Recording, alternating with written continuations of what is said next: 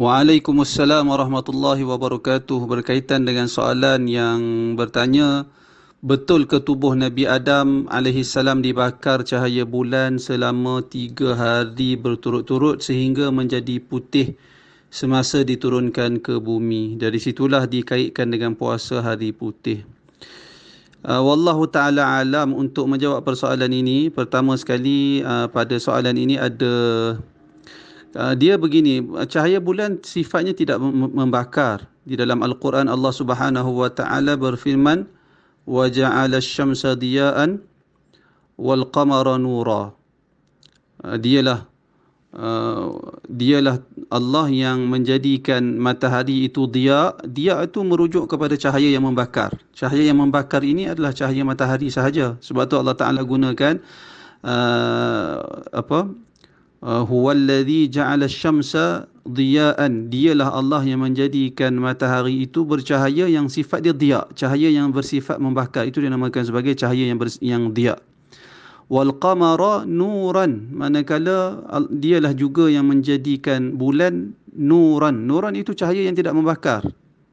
Nuran itu cahaya yang tidak membakar. Jadi berdasarkan teks Al-Quran ini menunjukkan salah kenyataan itu. Bagaimana cahaya bulan membakar dalam keadaan dia bukan sifat bercahaya yang membakar. Bahkan cahaya yang kelihatan pada bulan itu bukan cahaya bulan, tetapi biasan daripada cahaya matahari itu sendiri. Kerana itu bulan tidak bercahaya, cuma dia nampak bercahaya kerana pantulan daripada cahaya matahari. Dan perkara itu diperakui oleh Al-Quran. Iaitulah ayat Al-Quran yang saya baca sebentar tadi, wa huwallazi ja'ala asy-syamsa diya'an wal qamara nuran. Allah Taala sebut bulan itu bercahaya yang bersifat nur. Nur itu cahaya yang tidak membakar, cahaya yang boleh dilihat dan tidak membakar. Itu satu bukti yang saya mengatakan kenyataan itu salah. Kemudian disebut dalam ni Nabi Adam dibakar cahaya bulan selama 3 hari berturut-turut sehingga menjadi putih. Wallahu taala alam. Kenyataan ini pelik. Kenyataan ini terlalu pelik. Di mana kalau kita baca kitab-kitab sejarah, kitab-kitab yang disebut oleh para ulama, antaranya ahli tafsir, ketika mereka membicarakan tentang kenapa summiyal Adam, kenapa dinamakan Adam itu sebagai Adam. Kenapa dinamakan Nabi Adam itu sebagai Adam? Sebahagian ulama mengatakan Nabi Adam dinamakan dengan Adam kerana ambil bersempena adimul ard, iaitulah permukaan bumi. Sebab itu dinamakan sebagai Adam. Manakala sebahagian ulama tafsir berpandangan Nabi Adam dinamakan sebagai Adam kerana Adamul laun, iaitulah cahaya Adam. Dia ada cahaya Adam. Cahaya Adam ini adalah cahaya asmar. Asmar ni cahaya hitam. Maaf, bukan cahaya. Adamul laun. Sebahagian ulama kata Nabi Adam dinamakan sebagai Adam kerana mengambil sempena warna. Mengambil sempena warna, laun. Laun tu warna, bukan cahaya. Mengambil sempena warna. Apa dia? Iaitulah warna tanah. Adam iaitulah serti dengan asmar. Asmar ni hitam ataupun aswad. Asmar ni warnanya berwarna hitam. Kerana itu sebahagian para ulama, itu pandangan sebahagian ulama. Adapun dari sudut kepastian tidak ada. Tak ada sesuatu yang menyokong pandangan-pandangan ini. Cumanya saya sebut di sini kerana perkara ini bertentangan dengan pandangan-pandangan ulama tafsir dalam persoalan ini. Selain daripada itu, sebut di sini, dari situlah dikaitkan dengan puasa hari putih. Puasa hari putih ni bukan disebabkan putihnya Nabi Adam.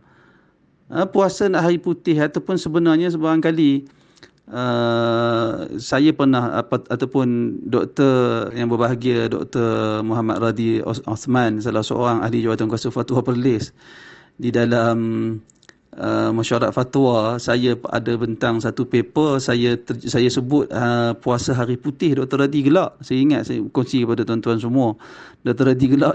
Saya terkejut juga kenapa Dr. Radi gelak. Dr. Radi kata, kenapa pergi terjemah puasa hari putih itu puasa puasa Ayyamul Bayd itu sebagai hari putih. Dr. Radi kata, jangan terjemah begitu, dia kata kepada saya. Saya kata, kemudian nak terjemah apa? Saya kata, Dr. Radi kata, terjemah puasa hari cerah. Puasa hari-hari pada malamnya, malam dia malam cerah. Sebab apa cerah? Kerana pada malam itu malam bulan mengambang, iaitulah 13, 14, 15 itu puasa hari putih tu. Pada 13, 14, 15 pasal apa dinamakan hari putih? Kerana pada malamnya cerah dengan cahaya bulan. Itu maksud Dr. Reti bagi tahu. Sebab tu bahaya terjemahan-terjemahan ni. Maksud saya terjemahan ni kena perhati elok-elok. Kita kadang-kadang kita tak perasan, kita terjemah pada lafaz saja. Sedangkan setiap perkataan tu datang bersama dengan suasana sesuatu. Kadang-kadang dia memaksudkan suasana. Cerah tu wallahu a'lam, barangkali dalam bahasa Arab bait juga, maksudnya bait juga, baydun ataupun biyadun. Saya ingat bait kot, baydun. Maknanya hari putih itu maksudnya hari cerah. Jadi tak merujuk kepada Nabi Adam putih apa semua. Bahkan para ulama tafsir sebahagian mereka mengatakan Nabi Adam tu merujuk kepada cahaya gelap ataupun cahaya hitam. Itu yang dimaksudkan oleh para ulama tafsir. Dan di dalam sebuah hadis saya kongsikan kepada tuan-tuan semua, Nabi SAW bersabda, Inna Allah Ta'ala khalaqa Adam min qabadaha min jami'il ard. Allah Subhanahu Wa Ta'ala menciptakan Adam dari segempal yang Allah Ta'ala himpunkan dari keseluruhan jenis bumi.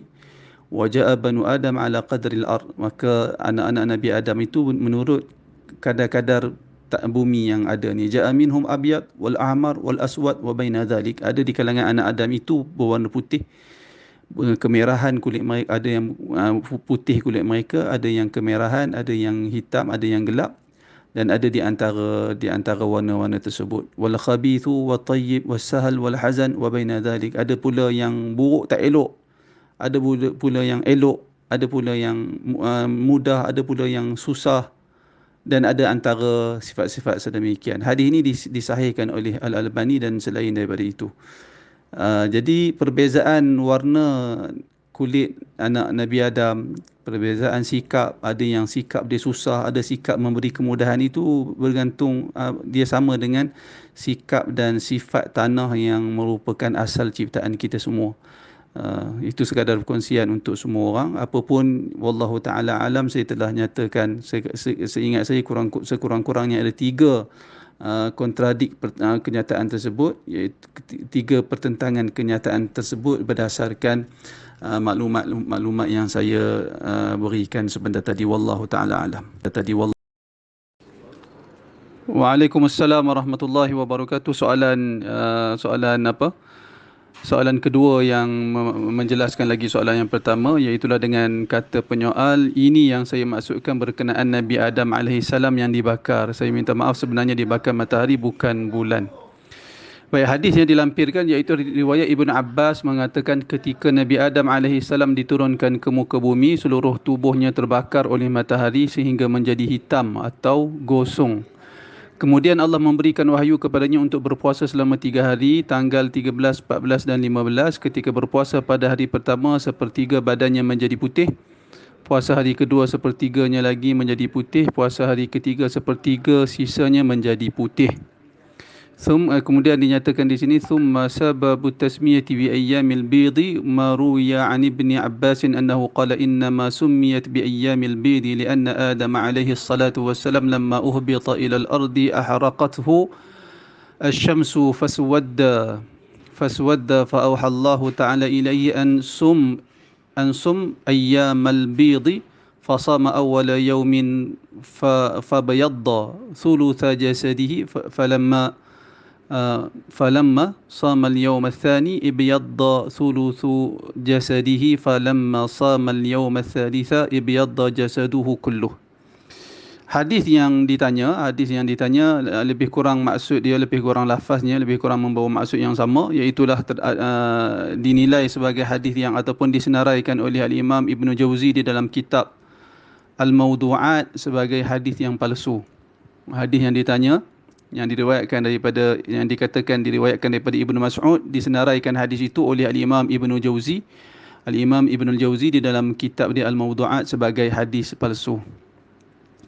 Kalau kita tengok di dalam Al-Mawdu'at yang Ibnu Jauzi punya, iaitulah pada jilid yang kedua muka surat 344, dikatakan di dalam riwayat ini, Pernah ditanya kepada Ibnu Mas'ud an ayyamil bid, tentang hari putih, iaitulah 13, 14, 15 setiap bulan. Faqala, lalu Ibnu Mas'ud berkata, sa'altu Rasulullah sallallahu alaihi wasallam anha faqala, aku pernah bertanya Rasulullah sallallahu alaihi wasallam tentang hari tersebut, dan baginda berkata, inna Adam lamma asa wa akala minasyajarah, sesungguhnya Adam ketika mana dia menderhakai tegahan Allah dan makan dari pokok yang ditegah tersebut, auhallahu ta'ala ilaihi, lalu Allah Subhanahu wa ta'ala mewahyukan kepadanya, ya Adam ihbit min jiwari, wahai Adam, turunlah kamu dari kejirananku, maksudnya turun kamu, pergilah kamu dari kejirananku, maksudnya dari berada dekat dengan aku. Wa izzati la yujawiruni man asani, demi kemuliaanku, kata Allah Ta'ala, tidak berjiran dengan aku sesiapa yang menderhakai aku.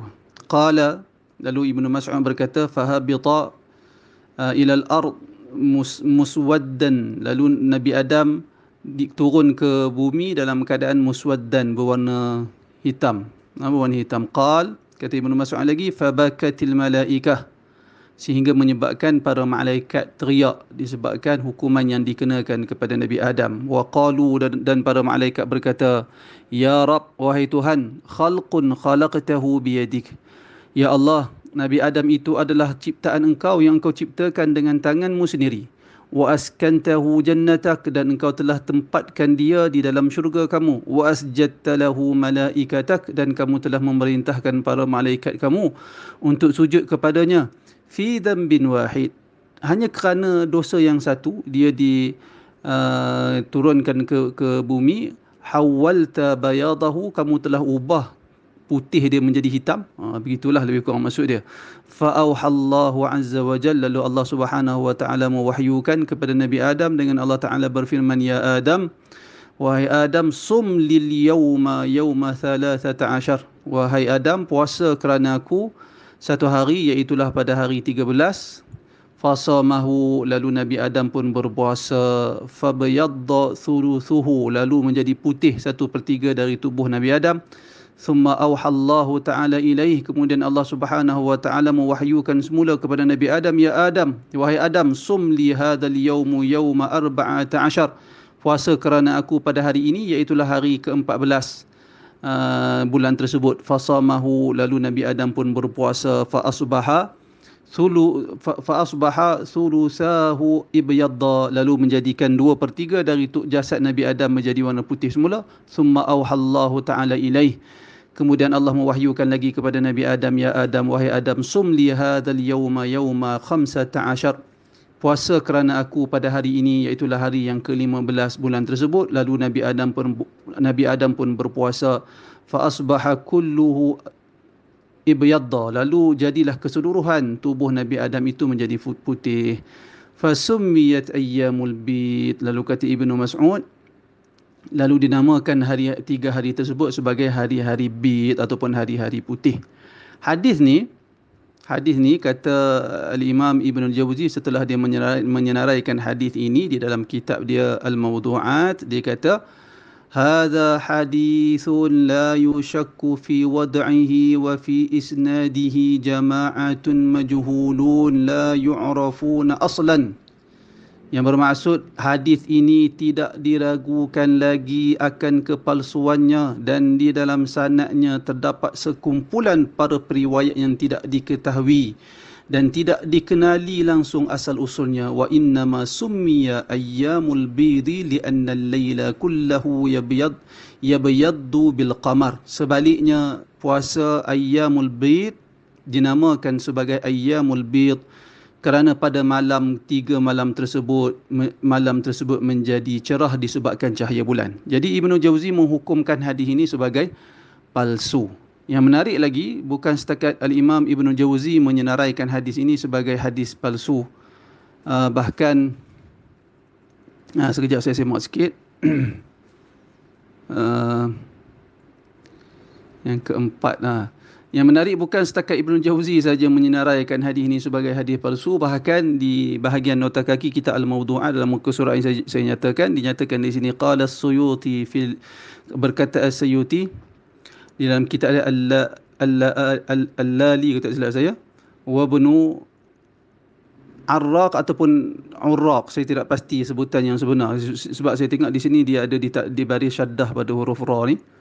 Fit Tanzih akhrajahu Ibn al-Jawzi min tariq al-Khatib fi Amalih wa fihi majhulan wa ta'aqqaba بأن ابن عساكر أخرجه من طريقين آخرين وبأنه ورد من حديث ابن عباس وبنحوه أخرجه الديلمي وقال ابن عراق قلت في سند الديلمي محمد ابن تميم وفي كل من الثلاثة من لم أعرفه. As-Suyuti juga menukilkan perkataan akhrajahu Ibn Jauzi min tariq al-Khatib. As-Suyuti berkata di dalam riwayat di dalam sanad ini terdapat dua orang yang majhul, dua orang yang tidak dikenali, dan Ibnu Asakir juga dan hadis ini juga dikritik dengan dikatakan bahawa Ibnu Asakir meriwayatkan dari dua jalan yang lain selain dari jalan yang disebut di atas. Dan demikian juga Ad-Dailami meriwayatkan hadis ini, dan Ibnu Arraq berkata, Urraq berkata, aku berkata fi sanad Ad-Dailami, di dalam sanad hadis yang diriwayatkan oleh Ad-Dailami terdapat seorang rawi yang bernama Muhammad Ibnu Tamim, dan ketiga-tiga periwayat yang dinyatakan tidak aku ketahui, kata Ibnu Arraq. Wa qad sarraha As-Suyuti fi tafsirihi Durrul Manthur, dan As-Suyuti juga telah menjelaskan di dalam kitab tafsir dia yang bernama Ad-Durrul Manthur bi anna fi sanadai Ibni Asakir majahil, bahawasanya bi anna fi sanadai, kalau tak silap bacaan dia begitu, bahawasanya pada dua sanad hadis Ibnu Asakir, kerana di atas tu dia sebut Ibnu Asakir meriwayatkan dengan dua jalan. Yang saya faham sanad dua sanad yang dimaksudkan itu adalah dua jalan yang Ibnu Asakir riwayatkan itu. Majahil, terdapat periwayat yang majhul. Ini perkataan siapa? Perkataan Suyuti. Kemudian terdapat banyak periwayat majhul di dalam sanad itu. Kemudian dinyatakan lagi di sini wa qala Az-Zahabi, dan berkata al-Imam Az-Zahabi fi tartib, di dalam kitabnya At-Tartib, wa hadza kadhbun fihi majhulan wa muttaham, intaha. Dia kata, dan hadis ini adalah satu pendustaan, di dalam sanadnya terdapat dua periwayat yang majhul dan ditohmah dengan melakukan pendustaan. Dan tamat nukilan dia. Kemudian kata penulis ataupun yang menulis yang membuat nota kaki ni, dia kata fal hadis munkar la aslalah, hadis ini adalah hadis munkar dan tidak ada asal usulnya. Maknanya dari sudut penilaian para ulama hadis, Al-Imam Ibn Jauzi bukan keseorangan dalam menilai hadis ini sebagai palsu. Bahkan As-Suyuti juga mengkritik riwayat ini, demikian juga Az-Zahabi mengkritik sanad ini. Sekurang-kurangnya 3 orang di sini. Ditambah lagi dengan saya ingat pentahqiq kitab ni, saya pun tidak pasti siapa dia. Nak kena tengok dulu siapa dia pentahqiq kitab ni yang mengatakan hadis ini tidak ada asal padanya dan dia mungkar. Mana tidak paling kurang seorang, 3 orang yang menilai hadis ini sebagai hadis yang palsu. Kalau tengok pentahqiq kitab ni, iaitulah Ad-Doktor Nuruddin bin Syukri bin Ali, nama dia Ad-Doktor Nuruddin bin Syukri bin Ali, kemudian tak jelas dia punya nama dia apa dia, Dr. Nuruddin bin Syukri bin Ali. Wallahu ta'ala alam. Beliau mengatakan hadis ini la asla lahu, tidak ada asal padanya. Wallahu ta'ala alam.